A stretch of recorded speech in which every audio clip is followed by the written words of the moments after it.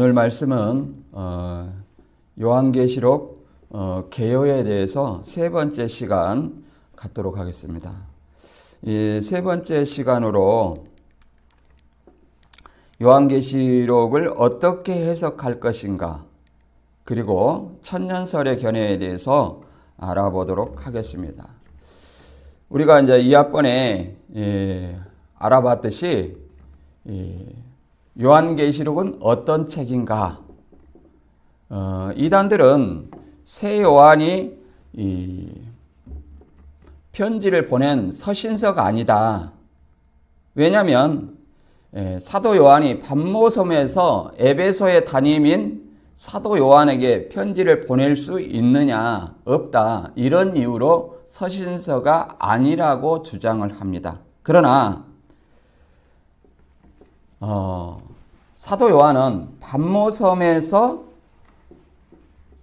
7교회, 소아시아 7교회에 편지를 보냈다는 내용은 계시록 1장 4절에서 요한은 아시아에 있는 7교회에 편지하노니, 그리고 1장 11절에서는 내 보는 것을 두루마리에 써서 에베소, 서머나, 버가모, 두아디라, 사데, 빌라델비아, 라오디게아 등 7교회에 보내라, 이렇게 분명하게 편지라고 말하고 있습니다. 더 나아가서 에베소서 2장 1절이나 7교회 사자에게 항상 하시는 말씀이 에베소 교회의 사자에게 편지하라, 이렇게 분명하게 말씀하고 있습니다.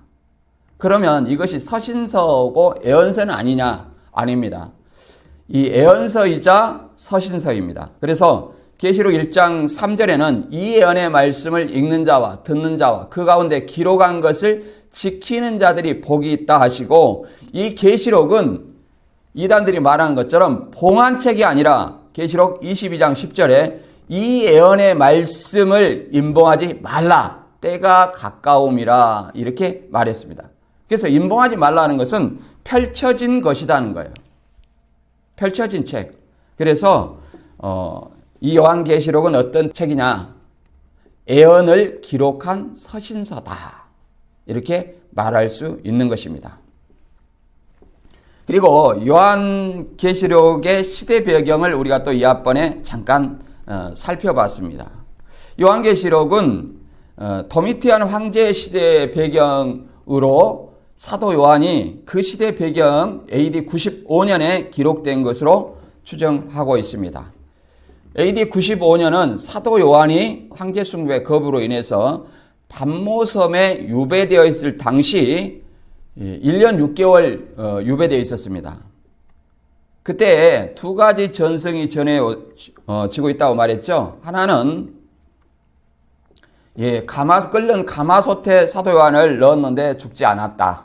그리고 두 번째는 독약을 먹었는데 죽지 않았다. 그래서 pat모섬에 유배되었다. 그럼 나머지는 어떻게 했느냐? 황제 숭배를 거부한 나머지는 스데반처럼 순교를 했고, 계시록 13장 15절의 말씀처럼 짐승의 우상에게 경배하지 아니하는 자는 누구든지 다 죽이게 하더라. 이것이 장막성전 추례를 얘기하는 것은 아닙니다. 누구든지 다 죽이게 하는 거예요. 그래서 순교자가 나오는 겁니다. 이것을 순교를 박해 가운데 핍박을 당하고 순교하는 이것을 뭐라고 말하냐면 환난이라고 말합니다. 환난. 이 환난은 예수님이 십자가에 달리신 그 고통을 함께 동참하는 것이라고 말할 수 있습니다. 하나님 나라의 참음에 동참하는 것이라고 이렇게 얘기를 하고 있습니다. 계시록 1장 9절에는 사도 요한이 그것으로 예수님의 십자가의 고난과 환난에 동참하는 목적으로, 동참하는 것으로 인해서 pat모섬에 유배되었다고 말하고 있습니다. 그래서 계시록 1장 9절에 나 요한은 너희 형제요 예수의 환난, 그렇잖아요. 예수의 환난과 나라와 참음에 동참하는 자라. 하나님의 말씀과 예수를 증언하였으므로 말미암아 pat모섬이라는 섬에 있었더니, pat모라 하는 섬에 있었더니, 이렇게 말합니다. 그래서 이 사도 요한이 황제 숭배를 거부하고 반모섬에 유배된 것 자체가 예수의 십자가 환난, 고난에 동참하는 거예요. 그것이 하나님 나라의 참음에 동참하는 것이고, 그리스도인이 예수님의 십자가의 고통에 동참하는 길이라 할 수 있습니다. 예수님께서는 이미 십자가 지시기 전에, 예수님이 십자가 지시고 난 후에 이런 믿는 제자들에게 환란이라는 것은 박해가 있을 것을 설명해 주고 있었습니다. 요한복음 16장 33절에는 이렇게 말하고 있습니다. 이것을 너희에게 이르는 것은 너희로 내 안에서 평안을 누리게 하려 함이라. 세상에서는 너희가 환란을 당하나 담대하라. 내가 세상을 이기었노라. 예수님께서 십자가에 죽으시고 부활하심으로써 죄와 사망의 권세, 사단의 권세를 승리할 것을 선언하시면서 내가 그들을 이미 이겼기 때문에 이겼음을 선포하시면서 너희가 세상에서 박해를 받고 고난을 받고 순교를 당한다 할지라도, 순교를 당하는 환난을 당한다 할지라도 오히려 그것이 성경대로 이루어지는 것이기 때문에 평안을 누리라는 겁니다. 왜? 그 박해를 당하고 핍박을 당하고 죽임을 당하는 가운데서 예수님처럼 부활의 소망이 있기 때문에 평안을 누리라 하는 거예요. 사도행전의 14장 22절에서는 바울이 이렇게 말합니다. 제자들의 마음을 굳게 하여 이 믿음에 머물러 있으라 권하고, 또 우리가 하나님 나라에 들어가려면 많은 환난을 겪어야 할 것이다, 이렇게 말하고 있습니다. 그래서 하나님 나라에 들어가는 조건이 뭐냐? 예수 그리스도로 인해서 박해를 받는 거, 핍박을 받는 거, 고난을 받는 거, 나의 목숨을 예수 그리스도로 인해서 요구할 때 당당히 죽음을 맞이하는 그런 환난을 겪어야 한다고 성경은 말하고 있습니다. 그러나 이단들은 그것이 자기들의 박해라고 얘기를 하지만 그것은 예수 그리스도로 인한 박해가 아니기 때문에 가짜입니다. 교주를 믿는 것으로 인한 박해이기 때문에 그것은 성경과 전혀 상관이 없어요. 그래서 여기 그림 보면 신천지가 이렇게 말합니다. 이만희 씨가 사도 요한을 사칭하는 인물이잖아요. 그러면 반모섬에 있어야 돼요. 그리고 소아시아 7교회에 편지를 보내야 됩니다. 그런데 7교회는 누구라고 그래요? 7사람이라고 하잖아요. 또 7사람은 7별이라고 해서 또 이 장막성전에다 7별을 조작해갖고 붙여가지고 그것을 7교회라고 합니다. 그러나 누가 보더라도 장막성전 교회는 한 개의 교회지 7교회가 될 수가 없는 거예요. 그리고 왜 신천지에서 에베소에서 사도 요한한테 편지할 수 없다, 에베소 담임이라고 부인하느냐? 예를 들어서 반모섬에 사도 요한이 있고 또 에베소가 사도 요한이라면 이것은 에베소는 누굽니까? 유인구씨나 유재열을 얘기하는 거예요. 신천지 논리로는. 그렇기 때문에 이것이 이렇게 얘기를 하는 것입니다. 그래서 이것이 계시록 2장과 3장의 내용만 편지를 보내는 것이 아니라 우리가 잠시 봤듯이 너 보는 것을 책에 써서 7개에 보내라, 이 말은 계시록 1장부터 22장까지가 하나의 편지라는 사실이에요.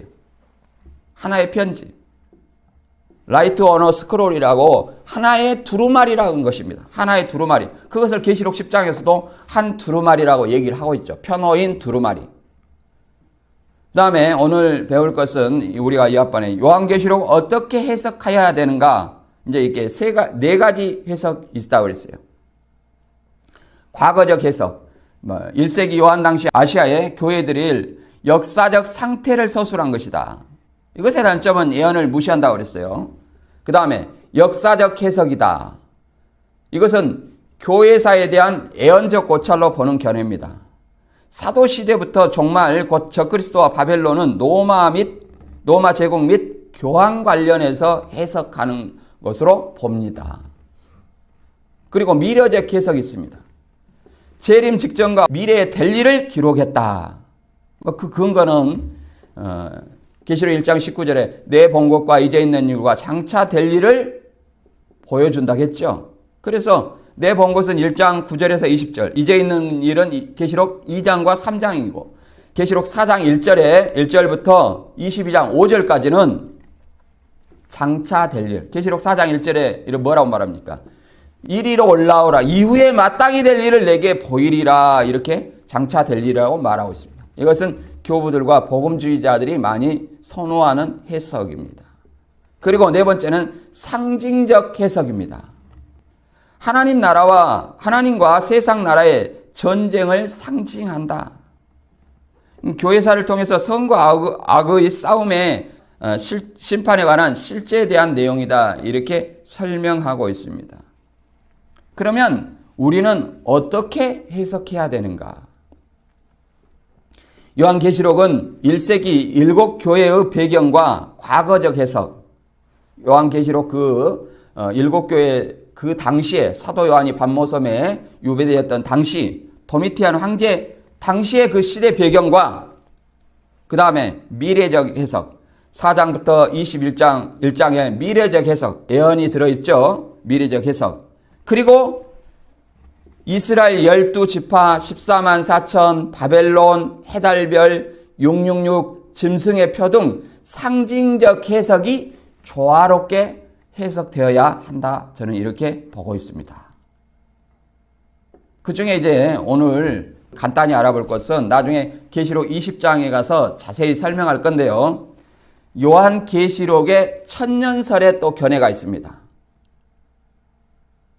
천년설의 견해는 계시록 20장 4절부터 6절까지의 말씀에 천년왕국이 나오는데 이 천년왕국을 어떻게 볼 것이냐 이것을 가지고 크게 네 가지 견해로 나눕니다.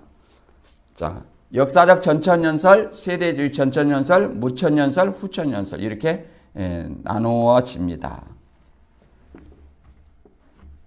근데 신천지는 전천년설을 믿죠.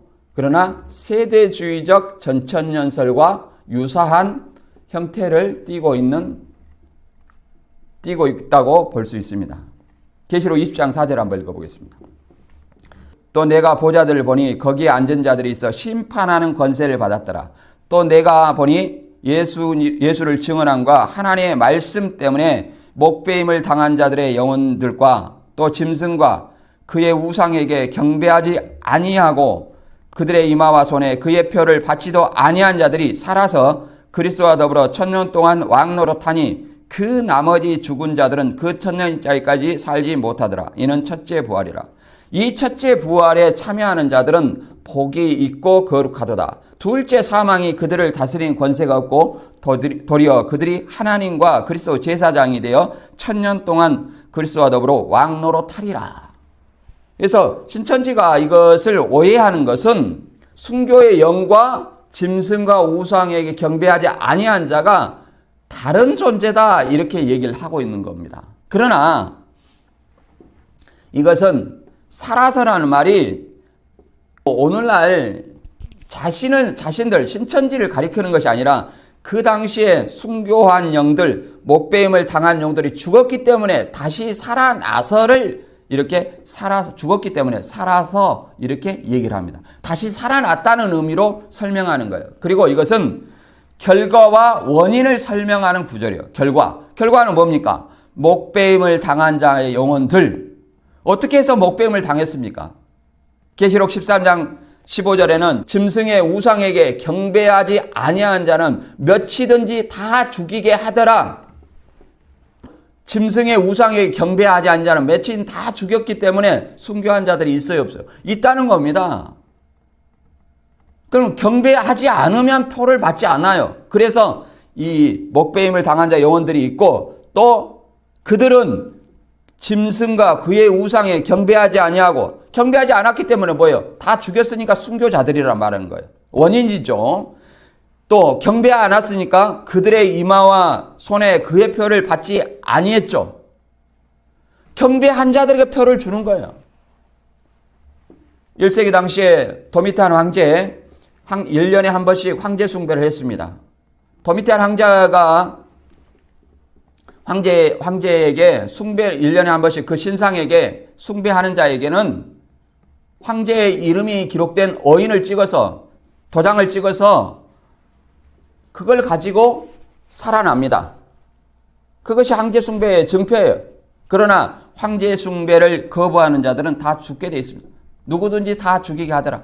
그래서 먹배임을 당한 자의 영혼들이 나오는 거예요. 그래서 먹배임을 당한 자의 영혼들이라는 것은 결과적인 내용이요. 원인은 뭐냐? 짐승과 우상에 경배하지 아니하고 이마와 손에 표를 받지 아니했기 때문에.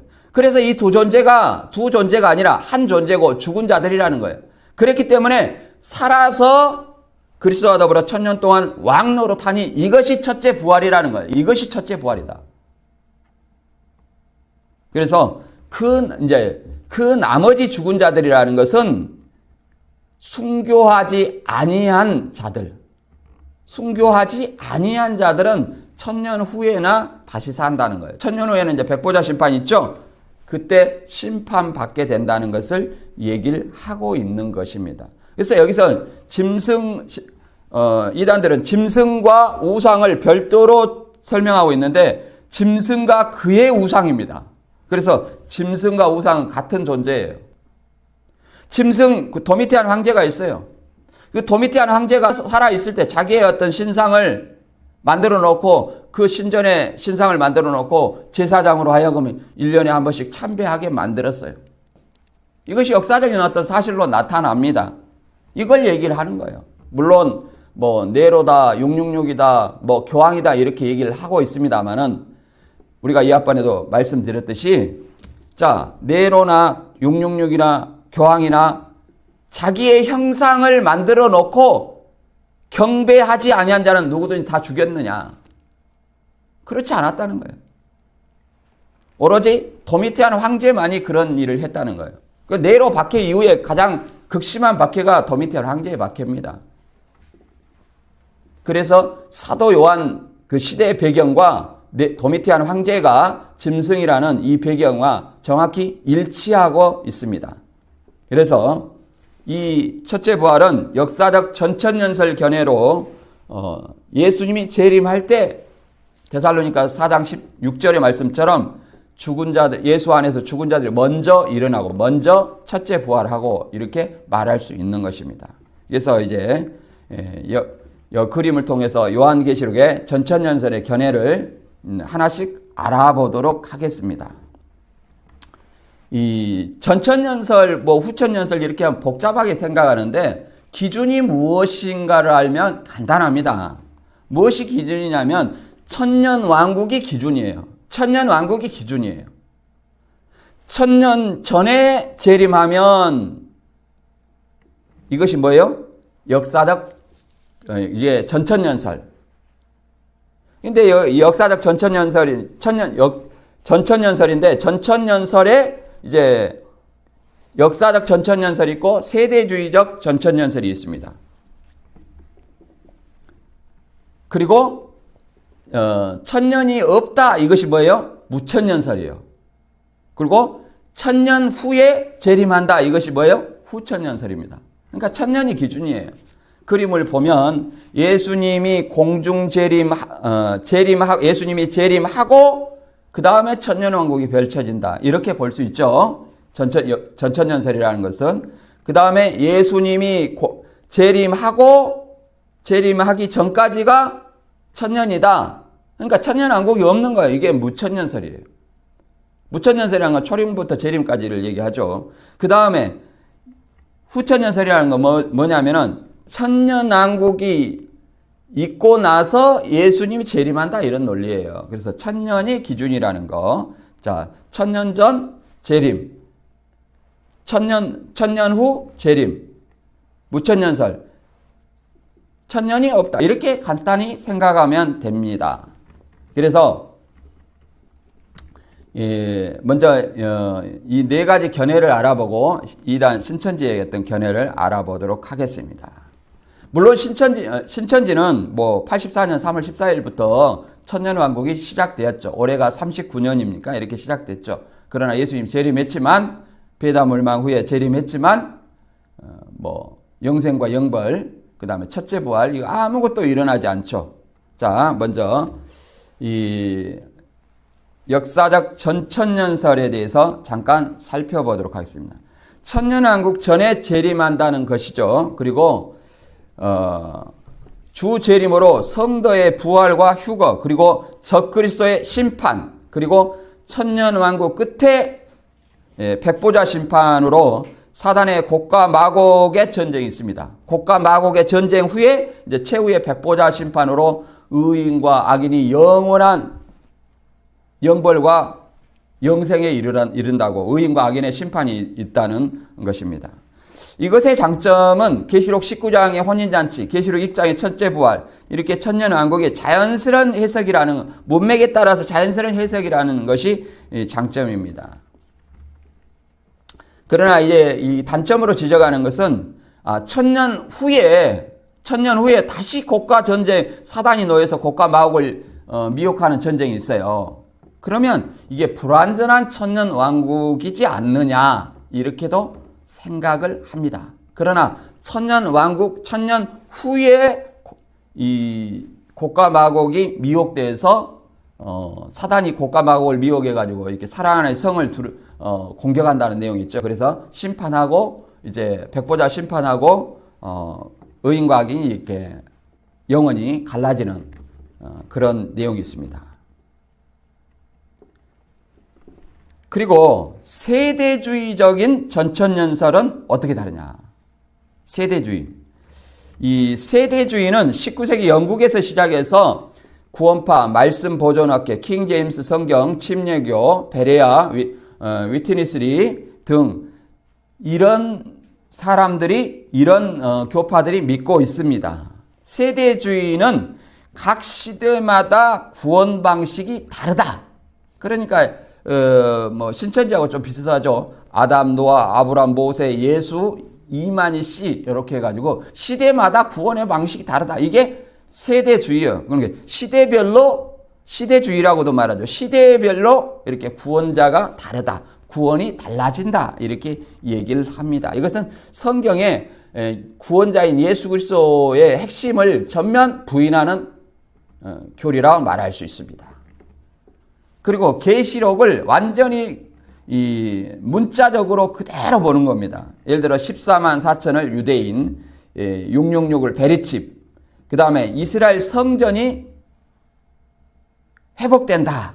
이라고 소나 양과 비둘기 이런 제사를 다시 지낸다는 거예요. 그리고 팔레스타인 이스라엘이 다시 유대인들이 다시 건국한다는 거예요. 이런 논리로 보고 있습니다.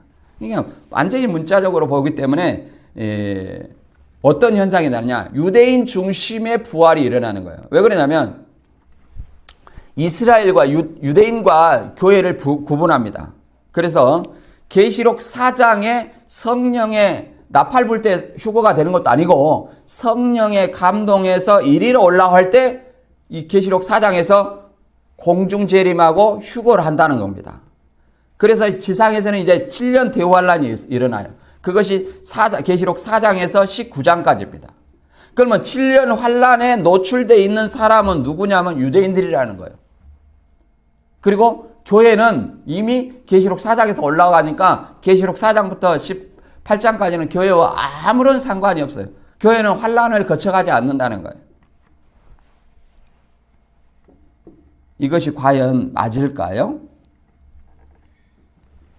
왜 그러냐면 계시록 4장 1절에는 제가 한번 읽어보겠습니다. 어떤 말이 있냐면 이게 나팔 불고 휴거가 되는 것인지 한번 잘 생각해 보세요.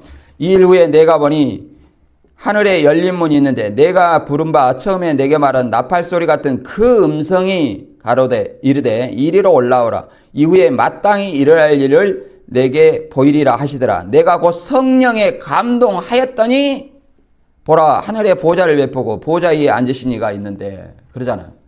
이것은 천사의 나팔이 아니라 누구예요? 예수님의 음성을 듣고 이리로 올라오라. 사도 요한이 그래서 성령의 감동에서 올라가는 것이지 우리가 마지막 나팔에 부활체로 변해서 올라가는 것이 아니에요. 데살로니가 전서 4장 16절 이하 17절 읽어보면 이렇게 말하고 있습니다. 어떤 소리에 의해서 우리가 휴거되느냐, 죽은 자가 부활하느냐, 이걸 살펴보면 알 수 있겠죠. 주께서 호령과 천사장의 소리와 하나님의 나팔 소리로 친히 하늘로부터 강림하시리니 그리스도 안에서 죽은 자들이 먼저 일어나고 그 후에 우리 살아남은 자들도 그들과 함께 구름 속으로 끌어올려 공중에서 주를 영접하게 하시리니 그리하여 우리가 항상 주와 함께 있으리라. 누차 말씀드렸지만 천사장의 소리, 하나님의 천사가 나팔 불고 올 때 그 나팔 소리에 의해서 죽은 자들이 먼저 일어나고 그 후에 우리도 그 나팔 소리에 의해서 예수님의 형상과 같이 빌립보서 3장 21절의 말씀처럼 우리의 낮은 몸을 예수님의 영광의 몸의 형상처럼 변화된 몸으로 끌어올려 가는 거예요. 나팔 소리에 의해서, 예수님의 말씀에 의해서, 성령의 감동해서 끌어올려 가는 것이 아니라 우리 몸이 영생하는 몸, 그걸로 끌어올려 가는 거예요. 이 세대주의는 이중 재림입니다. 계시록 4장에서 재림하죠. 계시록 19장에서 재림하죠. 재림이 2번 있어요. 그래서 이것은 약간 문제가 있다고 생각을 합니다. 약간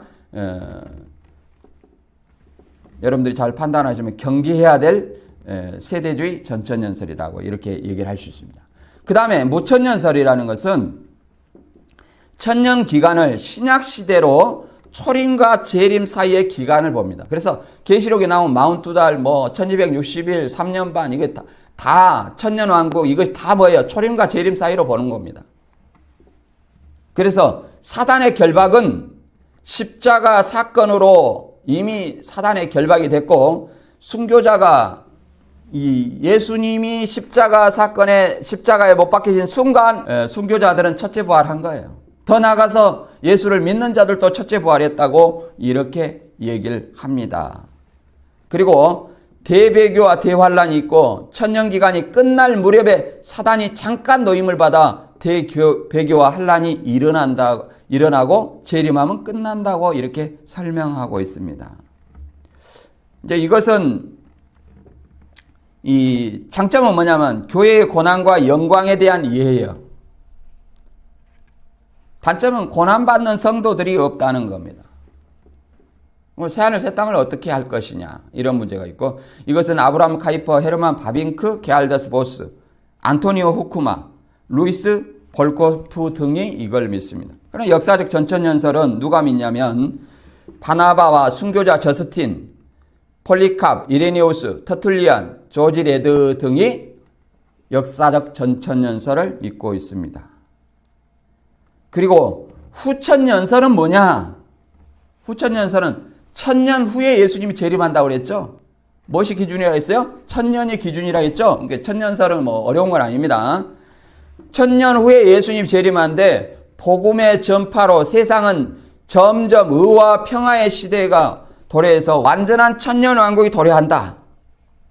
그래서 점점 복음이 전파되므로 죄는 남아있지만 악은 현저하게 감소돼서 천년왕국을 누리게 된다. 그때 이제 예수님이 재림한다는 거예요. 지상천국이 된다는 거죠.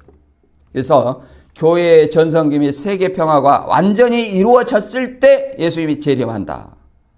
그래서 대환란은 끝없는 성과 악의 싸움이라고 봅니다. 이것의 장점은 세계 복음화에 대한 소망과 기대, 단점은 계시록 19장의 아마겟돈 전쟁과 계시록 20장의 곡과 마곡의 미혹 등, 첫째 부활과 곡과 마곡의 미혹 등, 이것을 낙관적 해석을 하는 겁니다. 낙관적 해석으로 미혹을 하는 거죠. 이거는 로레인 베트너와 비비 워펄드, 찰스 하치, A.A. 하치 등이 주장하고 있는 내용입니다. 그러면 우리는 이 중에서 어떤 것을 저는 우리 정통으로 보냐면 역사적 전천년설, 그 다음에 무천년설, 후천년설을 우리 기독교에서 받아들이고 있습니다. 그리고 세대주의 전천년설은 경계해야 될 교리로 보고 있습니다.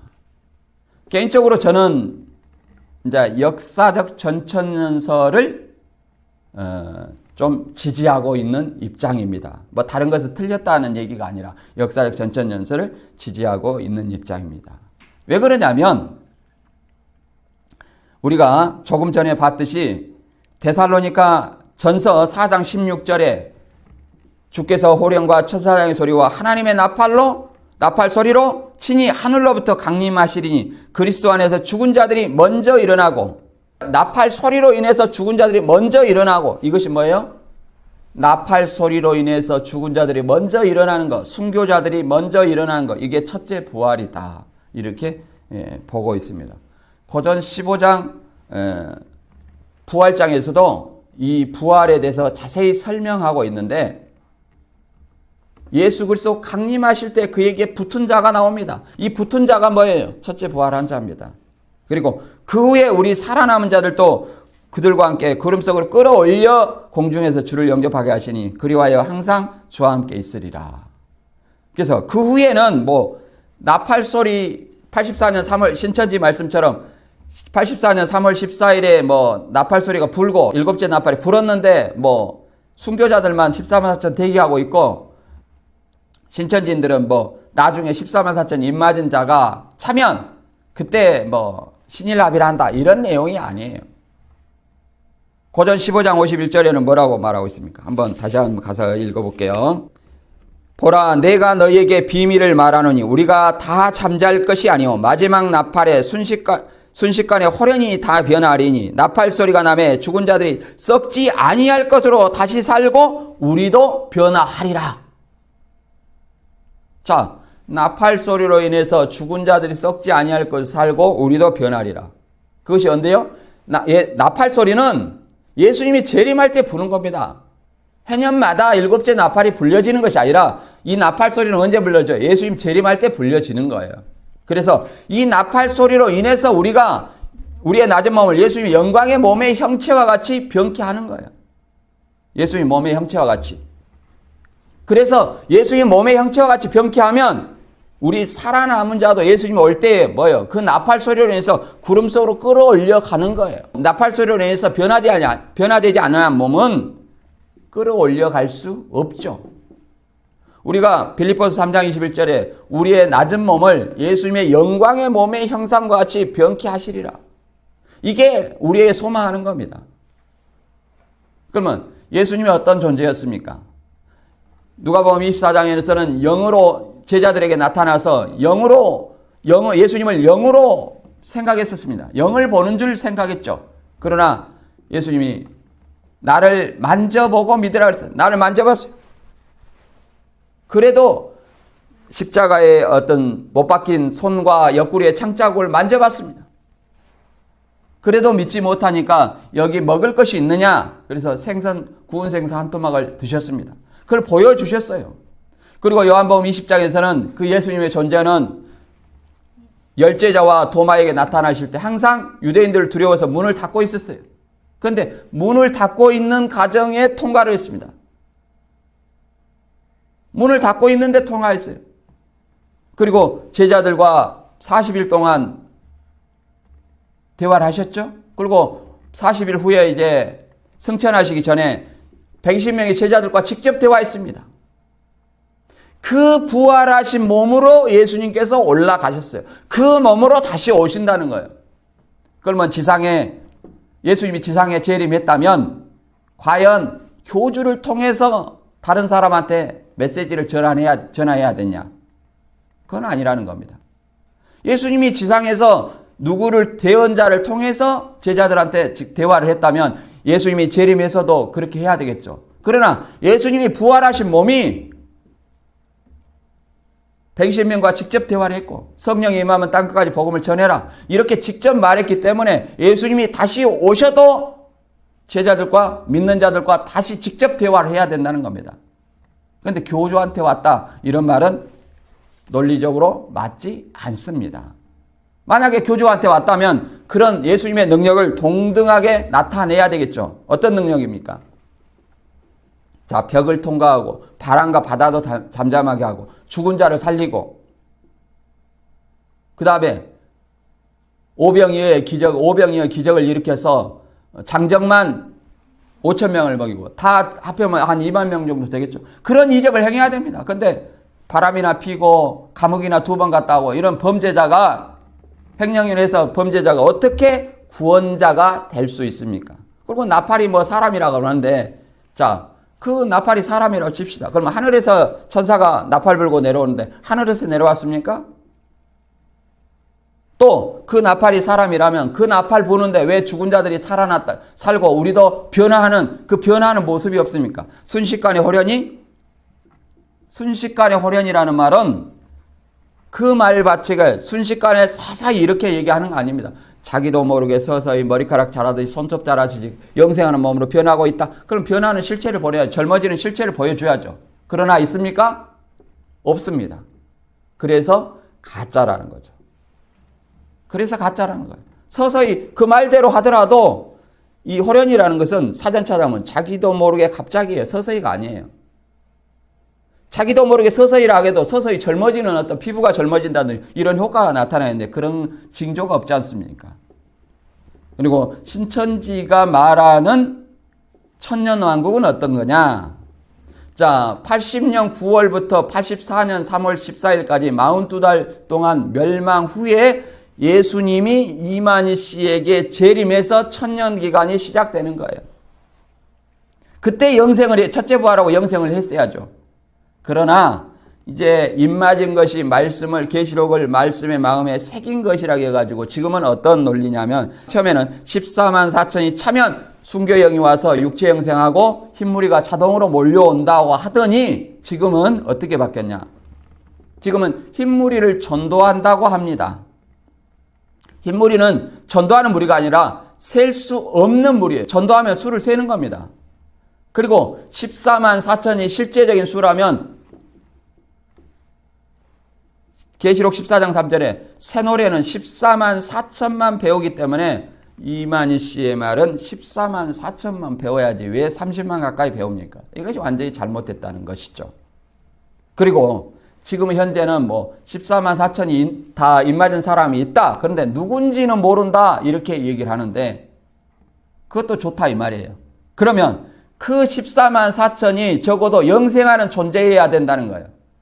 영생하는 존재를 보고 천년 동안 흰무리는 신천지로 몰려가야 됩니다.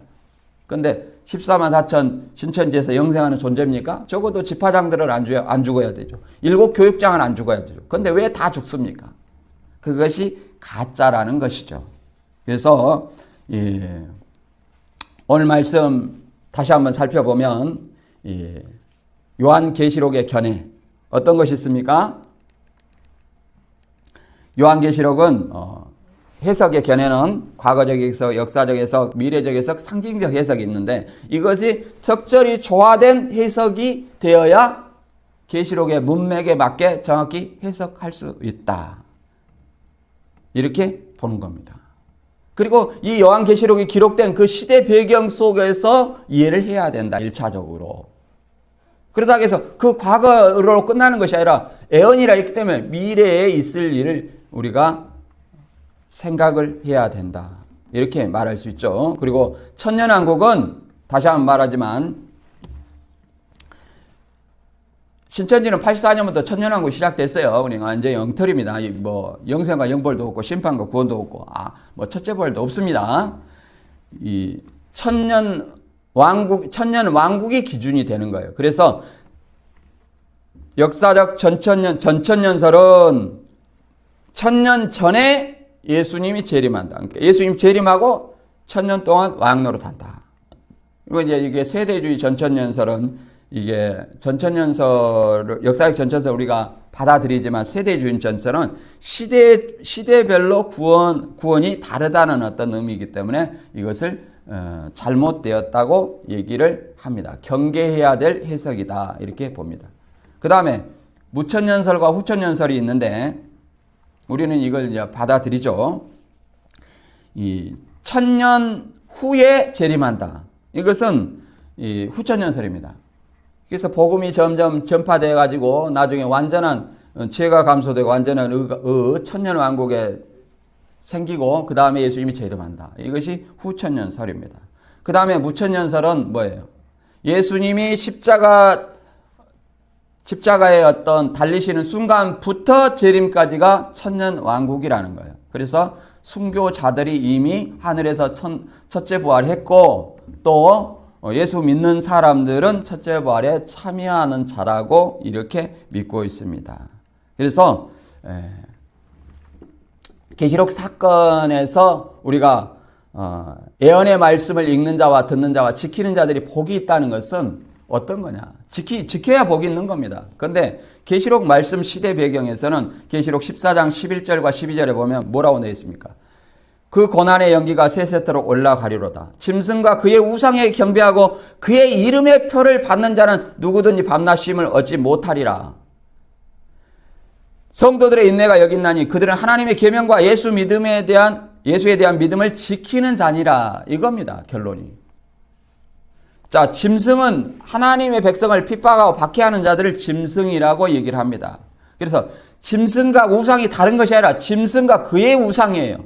같은 존재예요. 이게 짐승의 우상에 경배해야만이 이름의 표를 주는 거예요. 그 짐승의 이름의 표를 주는 거예요.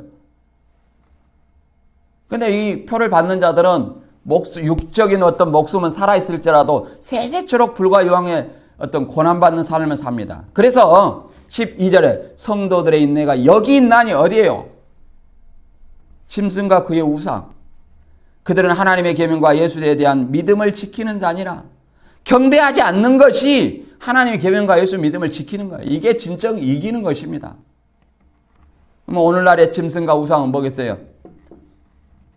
적그리스도와 거짓 선지자들을 말하고 있습니다. 적그리스도죠. 그래서 우리가 이런 어떤 오늘 사순절이라고 그러는데 예수님의 십자가의 고난, 이 박해 가운데에서 죽었어요. 그래서 우리도 동일한 어떤 그 고난을 두려워하지 않고 달게 받음으로써 내가 십자가의 고난에 동참하는 그런 마음을 받아야 됩니다. 고난이 크면 뭐가 커요? 영광이 크다 이렇게 말합니다. 로마서 8장 18절에 생각한데 현재의 고난은 장차 우리에게 나타날 영광과 좋게 비교할 수 없도다. 세상에서 너희가 환난을 당하나 담대하라고 말합니다. 자, 여러분이 진정 이런 어떤 믿음을 가지고 세상에 담대하게 주님의 복음을 증거할 수 있는 사람이 되었으면 합니다. 오늘 말씀 여기서 마치겠습니다.